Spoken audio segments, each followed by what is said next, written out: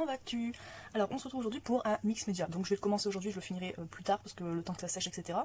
Voilà, donc du coup vous voyez un peu tout ce que j'ai sorti. Donc pour commencer, vous expliquer le pourquoi du comment j'en suis arrivée là. Donc à Noël et Nouvel An on s'est acheté, enfin pour Noël plutôt, on s'est acheté une boîte avec une poche à l'intérieur de rosée, et donc il y a cette pompe pour distribuer donc le rosé à l'intérieur, et je l'ai gardé en me disant que je l'utiliserai pour un mix média.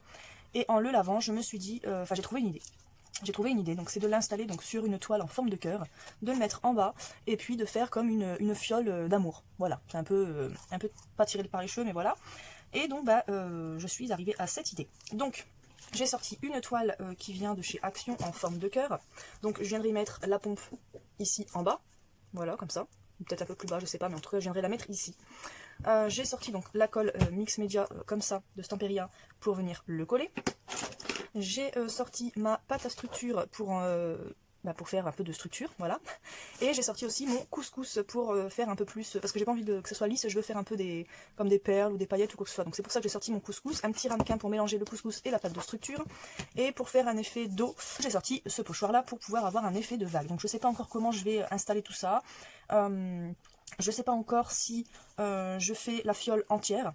Enfin, c'est-à-dire que au niveau des couleurs, si je fais toute la fiole en rouge ou en bordeaux, je sais pas trop quoi comme couleur, mais si tout est plein, ou si je fais une fiole qui se vide un petit peu, ou en tout cas un petit peu vidée. Je sais pas encore, donc voilà, les vagues ça viendra en dernier.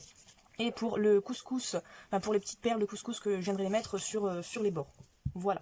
Donc écoutez, vous allez être en accéléré. Je vais découper le petit plastique qui reste autour de cette petite pompe, enlever le plastique, faire mon mélange avec mon couscous, coller la petite pompe, mettre le couscous tout au bord, faire les effets de vague, et puis voilà, donc vous allez être en accéléré parce que ça va être long, je vais faire du bruit, etc. Donc à tout de suite.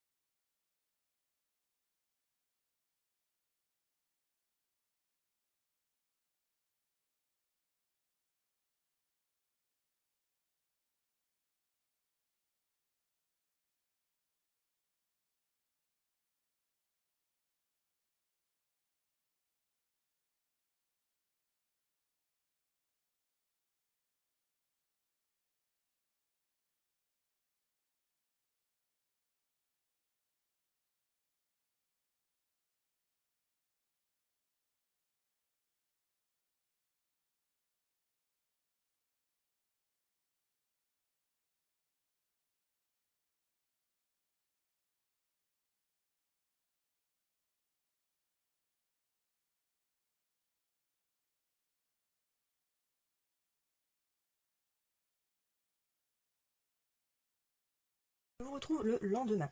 Donc j'avais... enfin que je reprenne. Où est-ce que j'en étais? J'ai donc voulu appliquer la pâte à structure avec le couscous, mais ça tenait pas bien. Donc du coup j'ai d'abord appliqué de la pâte à structure vierge sans rien dedans, et après j'ai pu appliquer avec la pâte à structure avec le couscous, ça adhérait mieux à la toile. Ensuite j'ai voulu faire des effets de vague, mais ça me plaisait pas trop, alors du coup j'ai un peu plus étalé. Ça me plaît mieux, voilà. Ensuite, ce que j'ai fait hors caméra, c'est que j'ai ajouté donc le cubi, enfin je sais pas si c'est un cubi, mais le petit carton avec le rosé dedans. Donc là vous avez la pompe, et j'avais gardé aussi la poignée. Et donc je me suis dit que ça pouvait être sympa de rajouter la poignée, même si elle ne sert pas pour maintenir la chose et qu'elle soit maintenue par derrière avec des clous, que la tâche soit invisible. Je trouvais ça sympa de le mettre en espèce de fiole, vraiment une vraie fiole quoi. Donc je l'ai attaché, enfin, je l'ai fait maintenir avec du néoprène. Donc comment dire, je vais le faire voir parce que je l'ai encore à côté de moi. Donc c'est là-dedans, voilà, avec un pistolet donc à silicone, mais c'est du néoprène, voilà. Ça tient un peu plus, ça tient mieux que la colle Mix Media, ou en tout cas pour ces matériaux là. Ensuite le surplus de pâte à structure avec le couscous, j'étais venue l'étaler donc sur du carton. Donc ça a bien séché, j'ai enlevé les surplus, et dans ces chutes là je suis venue découper donc les lettres pour écrire le mot love, comme vous pouvez le voir. Donc j'ai découpé les lettres, ensuite sur les bords de ces lettres je suis venue rajouter de la pâte à structure vierge pour pas qu'on voit l'effet de carton, ou en tout cas le diminuer un maximum, et je suis venue coller ces lettres aussi avec le néoprène. Voilà, donc là tout est sec presque, à part ici la tache. J'ai rajouté du néoprène parce qu'il y avait des petits endroits où il y avait des trous, donc pour bien que ça soit bien propre, j'ai rajouté du néoprène, donc c'est pas tout à fait sec. Mais c'est pas grave, là je vais déjà poser la première couche de peinture blanche sur tout l'ensemble. Voilà, et puis déjà une première couche, j'aurai peut-être le temps de passer une deuxième couche, je ne sais pas. Voilà, donc écoutez, à tout à l'heure.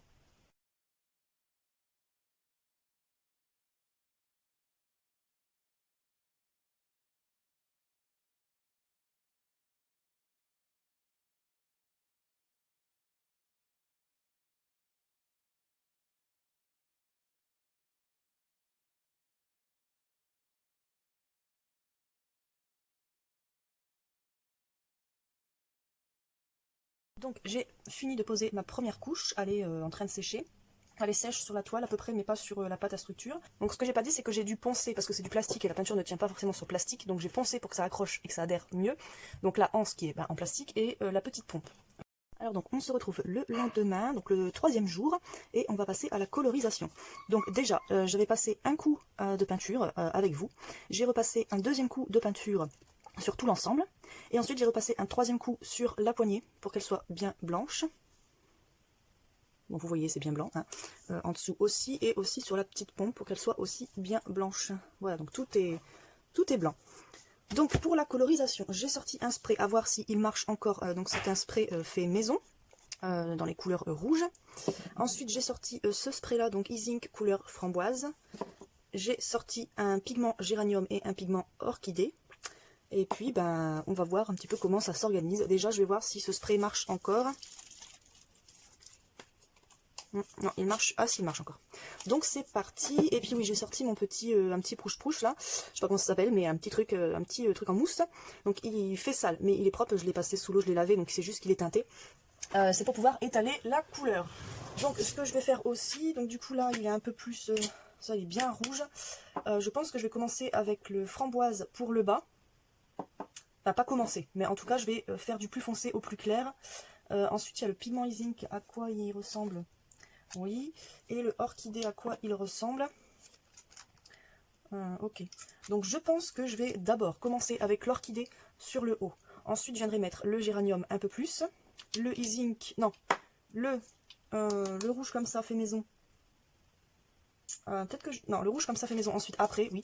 Et le framboise en dernier pour la pompe, enfin le bas et la pompe. Et je pense que je viendrai aussi mettre au pinceau le pigment framboise de chez Easink sur les lettres pour qu'elles ressortent un peu plus.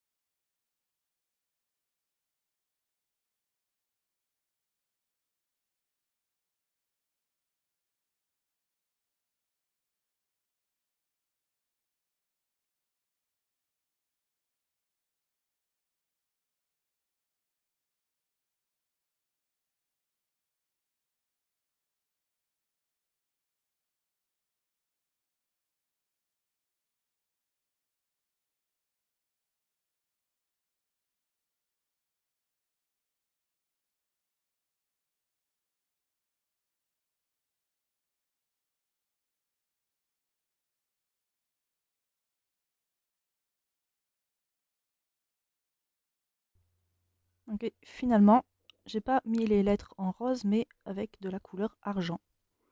Donc voilà le résultat de plus près. Et si jamais j'ai mis une petite photo sur Instagram, n'hésitez pas à aller voir. Bah écoutez, je vous souhaite une bonne journée, une bonne semaine, un beau mois. Bisous!